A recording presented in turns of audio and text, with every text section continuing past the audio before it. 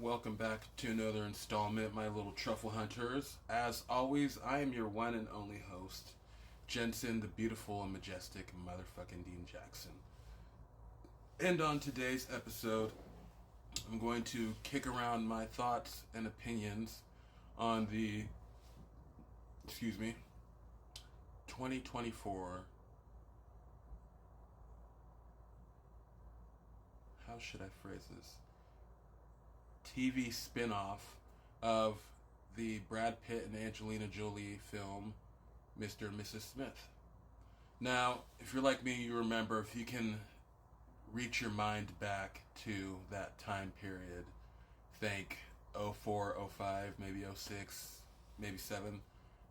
It's been a minute. You're thinking to yourself, how the fuck is this going to work? Like, when I first saw the poster for it on Amazon Prime, I'm like, okay, so are they going to do a beat for beat rehash of the film, full, more fully fleshed out, giving more time for character development? Is this going to be a continuation of where the franchise left off? But no, it's actually a pseudo spin-off of the film. And the main difference this time around is that instead of John and Jane Smith working for separate entities, they're working for the same sort of division-ish type overwatcher situation. Now, the one thing I think, not that I've gone around making television adaptations of films or nothing, but I think there's a few questions. I know I said the one thing, but there's a few questions you have to ask yourself, I believe, when you're making a film, a television adaptation of a film, and even more so to say a popular film. It's Mr. and Mrs. Smith is the film that started the whole Brangelina craze. It's apparently filming with Angelina Jolie was too hot for Brad Pitt to stifle his need to cheat on his. I'd say Jennifer Aniston is hotter, and she's only gotten hotter. That's egg on Bradford's face. Bradford's. But yeah, it's a very popular film. It's alright, it's kind of, it's alright. It wasn't that bad. I think I watched it once or twice in theaters, so I must have liked it somewhere along the way. So yeah, one of the questions you have to answer is there a need for an adaptation of this film? And the second question you have to answer is, can we do better than we can? Because if you can't answer yes to either one of those questions, maybe you shouldn't do an adaptation. I think the team behind Zombieland discovered that way back in the day when they were trying to make a Zombieland streaming spin-off of the very popular film. And they failed so hard that they didn't even bother letting anybody watch it.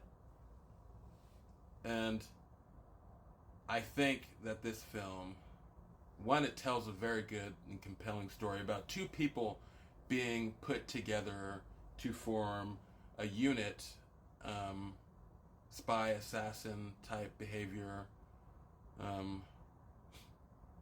and the reason for me that this series works so well is you've got Maya Erskine and Donald Glover, which I believe Donald Glover is very heavy behind the scenes in the production of this film. He even got a little bit of cute nepotism in there by having his mom play his television character's mom. It would be an understatement to say that so much of this series relies heavily on Erskine and Glover, but it does. If they didn't have incredible chemistry from the first time they lock eyes, there wasn't, a little bit of a charged moment, as Dennis Reynolds would say, I don't think I would have enjoyed it. I would have stuck through it because I'm a completionist. I have to see things to the end. That way I could give a more full, rounded review. But I absolutely, like I said, from the moment that they set eyes on each other, I was smitten with these two characters and the actors portraying them brought an earnestness to them that sometimes isn't really seen. Especially Maya Erskine and the fact that she is, I kind of identified with her, you know, character who is cold, kind of robotic, seemingly emotionless, better at pushing people away than drawing them in. You know, someone who's really lacking in the emotions department. And I kind of saw a little bit of myself in Donald Glover's character, because, you know, at times when I want to be, I can be affable. His character has a tendency to play dumb too much, and I do that a lot. But I find, personally, that playing dumb helps me to get people to show their true intention. So, like I said, I could see a lot of myself in Maya's character, and I could see a little bit of myself in Donald's character. This is a fun series. You get different kind of trope episodes that in other television shows kind of slow the action down, and kind of action takes a back burner while you get this whimsical little romp. But this show, the writers and the directors and whatnot were able to pull off its damn good writing. And speaking of damn good, they have such a way of showing violence in a very fast way, where a lot of times action-heavy productions will portray it, you know, will make it flashy and stylish. There's a scene where Donald Glover's character is trying to infiltrate a group of people, and his character is kind of a procrastinator. He's very relaxed. He likes to take things low and slow, and so his partner, Maya Erskine's character, is more of the proactive, let's get this done, the sooner the better type.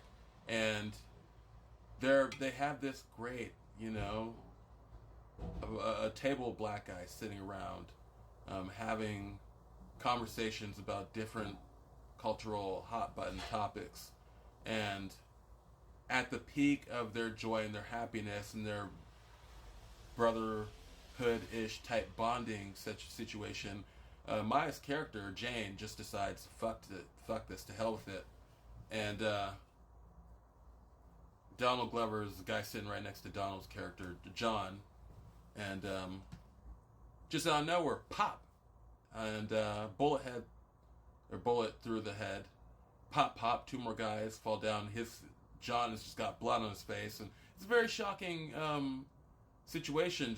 Just a very, very intense juxtaposition between fun and not fun, for lack of a better reference. And then the last dude, John, kind of looks shocked and stunned at what just took place, and last dude says, "Oh hell no!" Pulls out a gun, and John pops him in the face, and it's just shit like that. This just came out, I think, a week or two ago. I think they dropped all episodes at the same time. So I'm not gonna, you know me, I don't have a lot of time in 10 minutes on TikTok to really dig deep. I use this version of the podcast more to give you my quick fire thoughts. I use the audio only podcast on Spotify version to go further.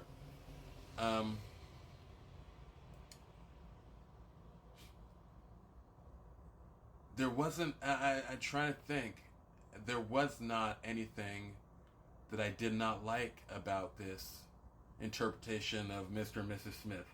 I thought it was brilliant. The fucking episode where there's a lot of good guest stars. Sarah Paulson's episode, she plays a therapist, a very soft-spoken, kind of chill, vibed out therapist. And that was the bee's knees. His legs, his arms, and his elbows. It was just fun. And there's a lot for a show about two people who are thrown together to commit various acts of murder on the sly. It was very funny. I think you needed that levity to counterbalance with the violence. And on this podcast, you know that I go between 1 and 4 thumbs up.